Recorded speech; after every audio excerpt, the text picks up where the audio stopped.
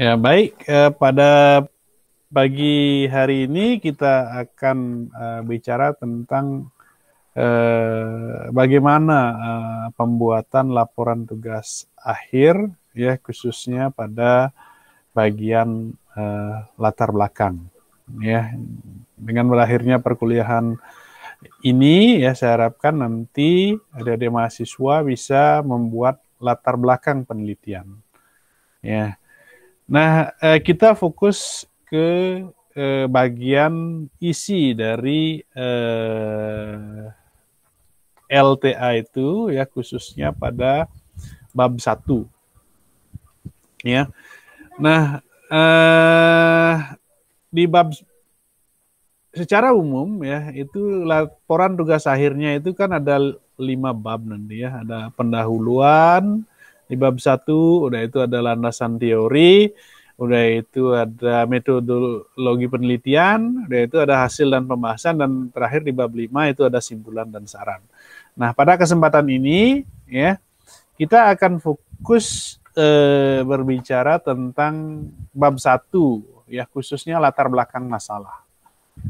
Ya, latar belakang masalah ini yang paling utama yang harus Anda buat ya ketika Anda menyusun LTA atau laporan tugas akhir di sini. Ya. Nah, pada bab 1, bab pendahuluan di sini kan ada latar belakang penelitian, rumusan masalah, tujuan penelitian, manfaat penelitian, dan sistematika penyajian ya. Untuk 1.2 sampai 1.5 kita akan bahas minggu depan ya. Jadi untuk hari ini kita akan fokus bagaimana caranya membuat latar belakang penelitian ya. Oke, dalam latar belakang penelitian ya ini saya contohkan tadi yang menganalisis tentang dampak ya pengembangan pariwisata di Tanah Lot ya. Jadi Anda awali nanti di paragraf pertama ya, yaitu tentang tren pariwisata Bali misalnya. Ya, jadi bagaimana Bali dijadikan sebagai destinasi pariwisata budaya. Ya, buat satu paragraf ya, seperti itu. Ya, apa keunikannya sehingga Bali dikunjungi oleh banyak wisatawan dan seterusnya. Ya, 1 atau 2 paragraf. Ya, selanjutnya buat terkait dengan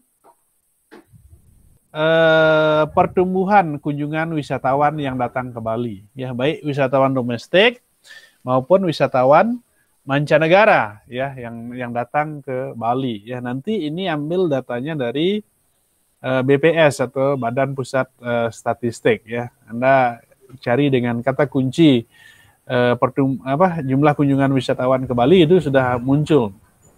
Nah, buat tabelnya paling tidak 5 tahun terakhir ya, kemudian berikan penjelasannya bagaimana tren pertumbuhan pariwisata Bali, apakah ada peningkatan ataukah ada penurunan untuk masing-masing tahun itu.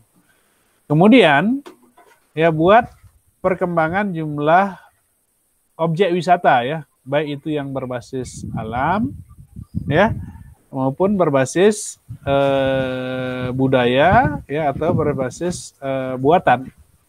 Bagaimana terjadi peningkatan jumlahnya dan apa saja namanya, kalau ada bisa dibuatkan ya yang ada di Bali. Nah, terus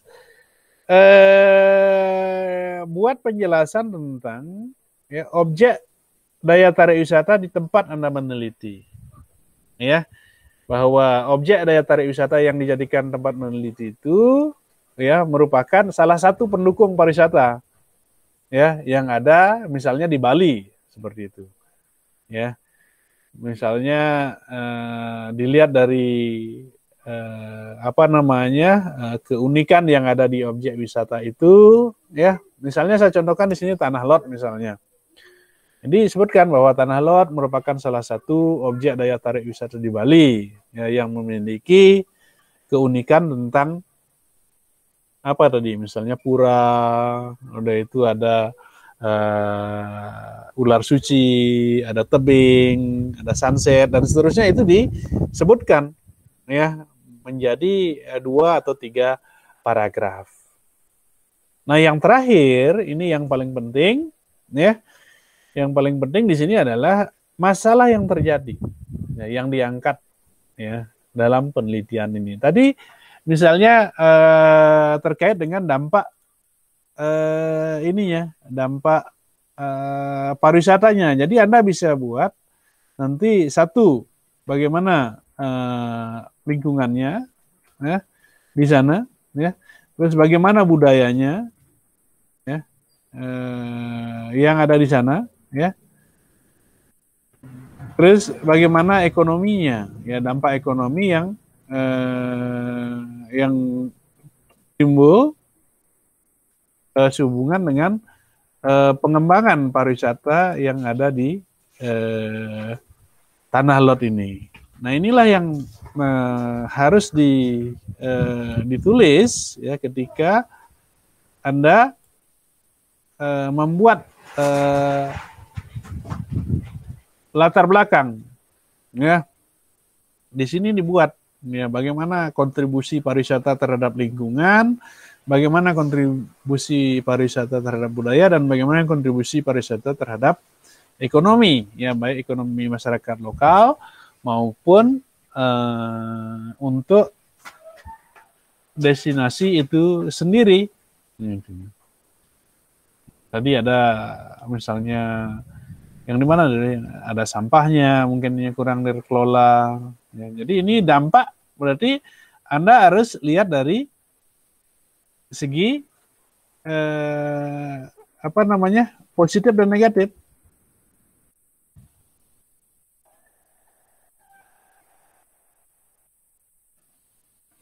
Gitu. Itu contohnya.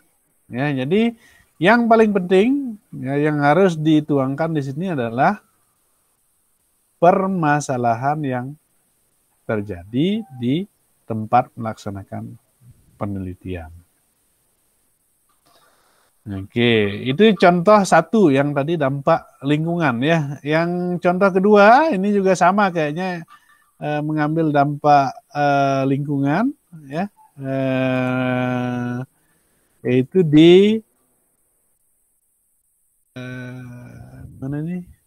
Ubud ya, Ubud Mangke Forest ya. Caranya sama persis ya, buat tren pariwisata Bali ya, udah itu pertumbuhan kunjungan wisatawan yang datang ke Bali, udah itu perkembangan objek daya tarik wisata ya. Nanti lihat aja untuk perkembangan objek daya tarik wisata, lihat datanya di Dinas Pariwisata Bali ya, Dinas Pariwisata Bali itu aja ada dah data jumlah objek daya tarik wisata yang ada di Bali ya. Nanti untuk di tempat lain sama, nanti objek daya tarik wisata yang ada di provinsi atau kabupaten Anda masing-masing gitu ya. Itu nanti. Terus baru disebutkan Ubud Mangke Forest sebagai objek daya tarik wisata. Itu yang terkait dengan tulisan Anda yang Anda buat kemarin itu. Buat di mana Ubud itu, udah itu apa yang menarik di Ubud, Mangke Forest itu, dan seterusnya. Baru Anda masukkan ke dampak lingkungan dan budaya serta ekonominya. Bagaimana dampak-dampak ini muncul, ya, baik itu yang positif maupun yang negatif. Nah, ini contoh yang selanjutnya. Ya, ini yang terkait dengan rumah rumah Sumba ya. Nah, ini berarti pariwisata di NTT ya. Sumba itu NTT apa NTB ya? NTT, Pak. Ya, NTT ya. Jadi perkembangan pariwisata di NTT. Ya, bagaimana pariwisata NTT, berapa jumlah kunjungan wisatawan yang datang ke NTT baik domestik maupun mancanegara. Udah itu perkembangan jumlah objek wisata yang berbasis alam, budaya, dan seterusnya. Ini dilihat di datanya di kantor ya, websitenya kantor pariwisata Provinsi NTT berarti ya. Nah, udah itu objek daya tarik wisata, tempat penelitian ini dijelaskan apa namanya, di mana letaknya, dan seterusnya. Udah itu baru mengarah ke masalah tadi. Ya, misalnya tadi Anda bilang terkait dengan SDM ya, misalnya SDM.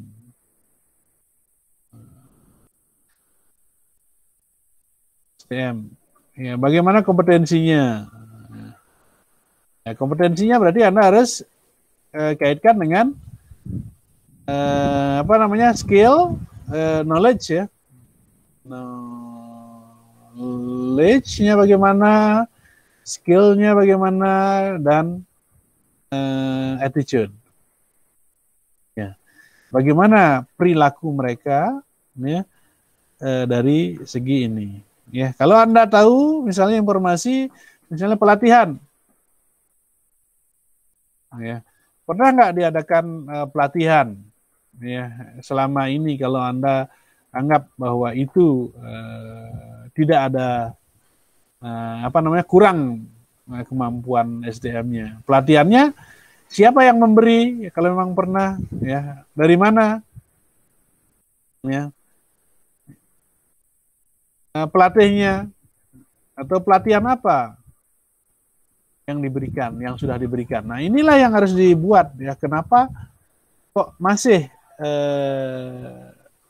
apa namanya, masih saja belum kompeten walaupun sudah diberikan pelatihan, atau memang tidak bagus kompetensinya karena memang tidak ada pelatihan, bisa jadi. Nah, ini harus Anda tulis berdasarkan pengalaman Anda melaksanakan observasi yang ada di lapangan. Ini yang saya tulis merah ini adalah wajib sifatnya ketika Anda membuat laporan tugas akhir ya. Jadi Anda secara eksplisit itu menyebutkan permasalahan yang Anda angkat ya, yang terjadi di tempat tersebut. Nah, ini contohnya yang terkait dengan peningkatan kompetensi sumber daya manusia pariwisata di Rumah Sumba ya, Rumah Budaya Sumba ya kalau salah ya. Itu contoh yang ketiga ya. Nah, contoh yang keempat ya, ini sama tadi kayaknya terkait dengan dampak ini yang mengambil di apa namanya, di Danau Beratan ya. Danau Beratan berarti ini sama yang ininya caranya ya. Berarti ini Anda jelaskan dulu bagaimana pariwisata Bali. Ya udah itu pertumbuhan kunjungan wisatawannya, udah itu baru Ulun Danau Beratan itu yang ceritanya yang udah Anda buat jadikan tugas itu tinggal di copy paste saja. Udah itu tambahkan ya. Ini masalah yang terjadi ini boleh 3-4 paragraf ya, silahkan jelaskan sedetail mungkin ya permasalahan yang terjadi sehingga ini ya, permasalahan ini dijadikan sebagai dasar Anda untuk melaksanakan penelitian dan mengangkat topik ya terkait dengan masalah ini untuk dijadikan sebagai LTA gitu.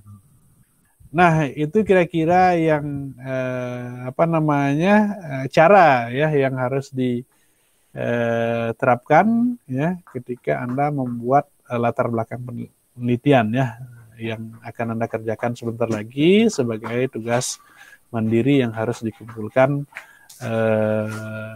hari ini ya. Oke, silakan kalau ada yang mau ditanyakan ya, mari kita berdiskusikan bersama-sama ya. Terima kasih.